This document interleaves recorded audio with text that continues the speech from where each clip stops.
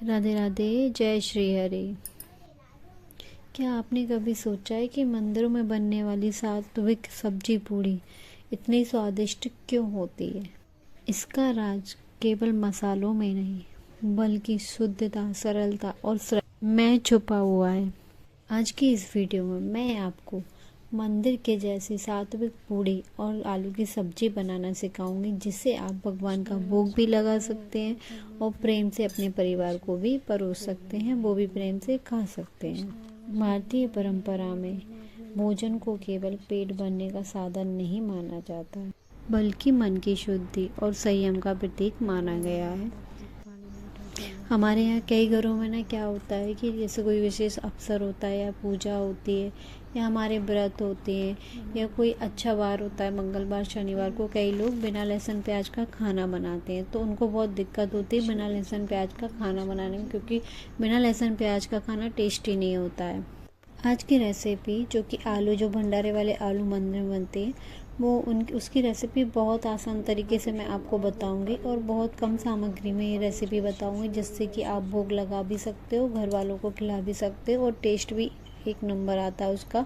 भोग लगने के बाद तो वैसे भी भगवान पा लेते हैं भोग। तो राधे राधे श्री हरि। पहले मैंने आलू तो चढ़ा दिए थे गैस पे, पर पूजा मैंने कर ली थी, हाथ जोड़ लिए थे, लेकिन मैं दिया लगाना थोड़ा लेट हो गई थी क्योंकि मुझे और कुछ काम आ गया था बीच में वीडियो के। तो देखिए मैं उनकी पूजा कर रही हूँ चूल्हे की। आप ये अवश्य किया करें, जैसे किसी दिन हफ्ते में 2-3 बार आप चूल्हे की पूजा ज़रूर किया करें। जैसे रोज़ रोज़ तो मैं नहीं कहूँगी आप करिएगा, लेकिन आपको अगर जब भी टाइम मिले आप थोड़ी सी चूल्हे की पूजा कर लिया करो।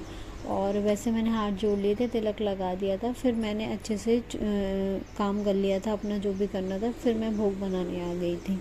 अब देखिए मैंने कुछ आलू लिए हैं, आप देख सकते हैं। इस तरह से आलू ले लीजिए, उनको अच्छे से धो लेंगे। धोने के बाद फिर मैं इनको बॉईल करने के लिए रखूँगी। और देखिए इस तरह से आप सब्ज़ी बनाएंगे ना, बहुत टेस्टी बनेगी आपकी सब्ज़ी। और आपको ना कोई भी आपको कोई भी ये नहीं कहेगा, सब लोग पसंद करेंगे इस टेस्ट को कि हाँ वाकई में मंदिर के जैसी सब्ज़ी बनी है। इस तरह मैंने इसमें थोड़ा नमक इसलिए डाला है कि आलू अच्छे से बॉईल हो जाएंगे और दूसरी बात आलूओं में थोड़ा नमक का टेस्ट आ जाएगा।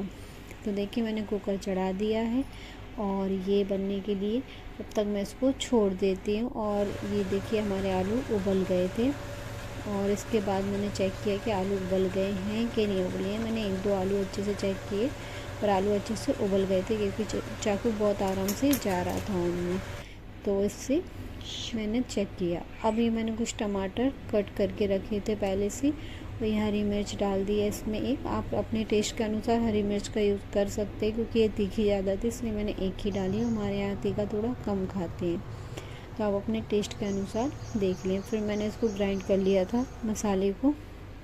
फिर देखिए मसाला मेरा ये तैयार हो गया, क्योंकि मसाला आप पीस कर बनाएंगे तो सब्ज़ी का टेस्ट लाजवाब आएगा। और ये इस तरह से मैं अब कढ़ाई रख दी थी मैंने।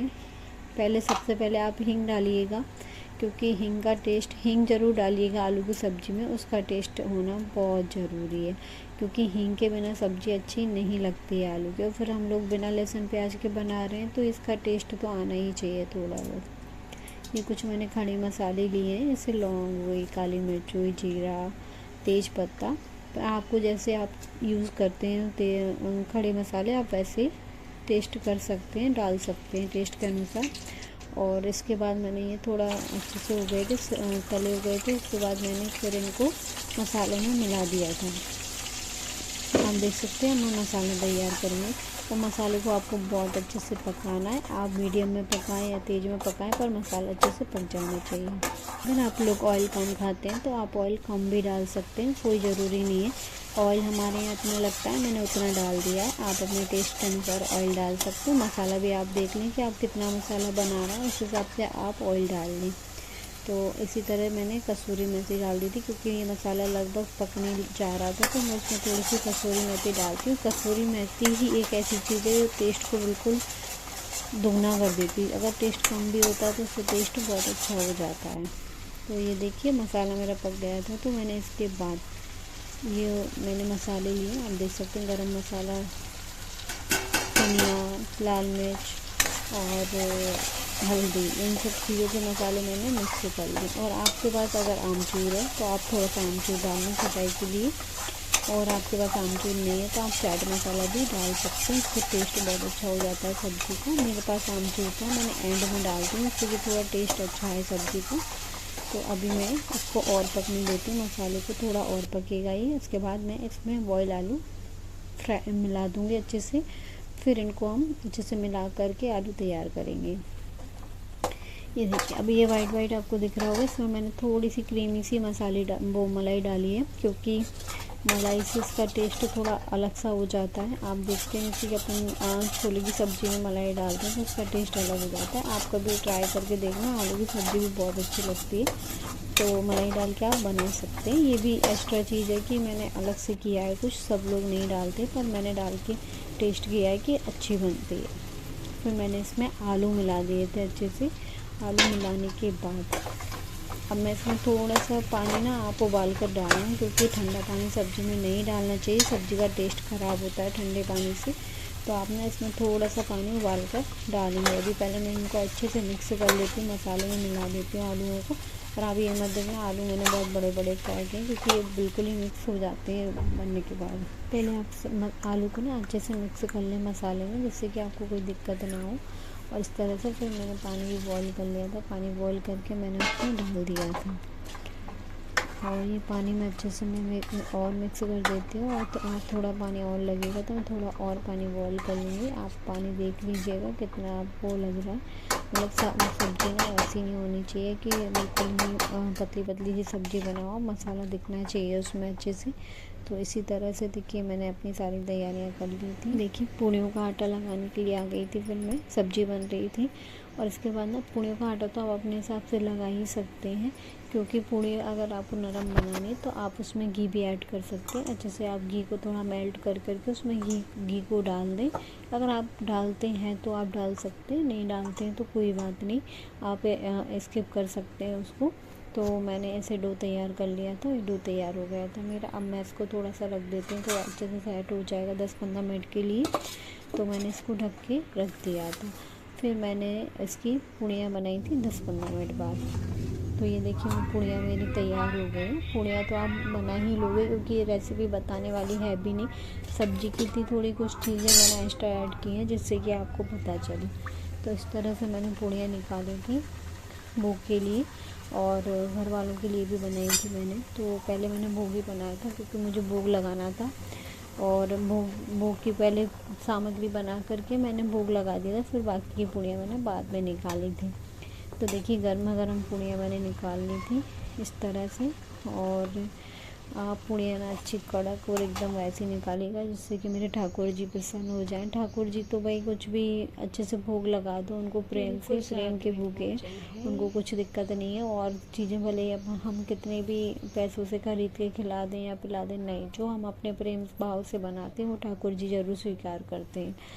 तो अब मैं आ गई थी मेरे ठाकुर जी के पास भोग लगाने के लिए। अब मैं इसमें तुलसी दल डाल रही हूँ अच्छे से। हाँ, अगर आपने पूजा तुरंत की है, दिया आपका जल रहा है, तो आपको दिया जलाने की ज़रूरत नहीं। और ज़रूरी नहीं कि दिया जलाकर ही भोग लगाया जाए, आप बिना दिया के जलाकर भी भोग लगा सकते हैं। क्योंकि मैं जस्ट पूजा करके फ्री होकर मैंने भोग बनाया, इतने में दिया मतलब शांत हो गया था। उसके बाद मैंने सोचा कि अब मैं दिया, क्योंकि मैं दिया बहुत ही कम जला पाती हूँ, क्योंकि मुझे जब टाइम मिलता है, जैसे कि मुझे 9 साढ़े 9 पर टाइम मिलता है भोग लगाने का ठाकुर जी को। बाल भोग तो मैं लगा देती हूँ सुबह उनको बिना नहलाए धुलाए, जो कि हम अपने बच्चों को भी खिलाते पिलाते हैं, तो मैं उनको उन्हीं की तरह रखती हूँ। और इसके बाद मेरे को जो भोजन पवाना था उनका, तो वो मैंने पवा दिया था। और आप दिया जला सकते हो, तो उनसे प्रार्थना भी कर सकते। श्रद्धा पूर्वक उनसे प्रार्थना कीजिए कि हे प्रभु, ये भोजन आपके चरणों में मैं अर्पित करती हूँ या करता हूँ। पर उनसे प्रार्थना दिल से स्वीकार कीजिए, कि उनसे बोलिए कि आप मेरा भोजन स्वीकार करें जो कि मैंने बनाया हुआ है, और आप मेरे परिवार पर कृपा बनाए रखें, तरह आप हम पर कृपा बनाए रखें। और सात्विक भोजन के साथ हमेशा सात्विक विचार, अच्छे शुद्ध विचार आए हमारे मन में।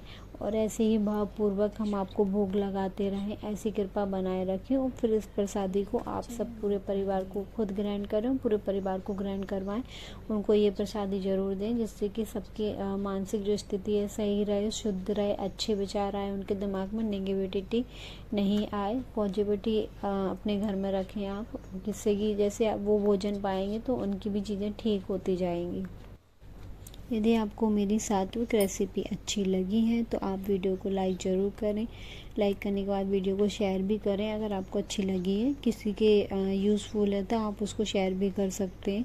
और इसके बाद अगर आपको वीडियो ज़्यादा ही अच्छी लगी और आगे की जो सात्विक रेसिपी है भोजन की अगर आपको चाहिए तो चैनल को सब्सक्राइब करें और नोटिफिकेशन को ऑन कर लें, जिससे कि आपको जो भी वीडियो मेरी आएंगी लड्डू गोपाल जी की सेवा के लिए या कोई भी पूजा के लिए, तो मैं आपको बताती रहूँगी कि कैसे क्या पूजा पाठ करते हैं। देखो, हम कोई साधु संत नहीं है, हम भी सीख कर ही करते हैं। तो हो सकता है मैं जितना जानती हूँ उतना कोई और नहीं जानता हो, और कोई मुझसे ऊपर वाले हैं जो वो ज़्यादा जानते हैं तो मैं कम जानती हूँ। तो इसीलिए ना, तो इंसान देख कर ही सीखता है कि कैसे पूजा पाठ करनी। अगर आपको मेरी वीडियो अच्छी लगी हो तो कमेंट में ज़रूर बताएं।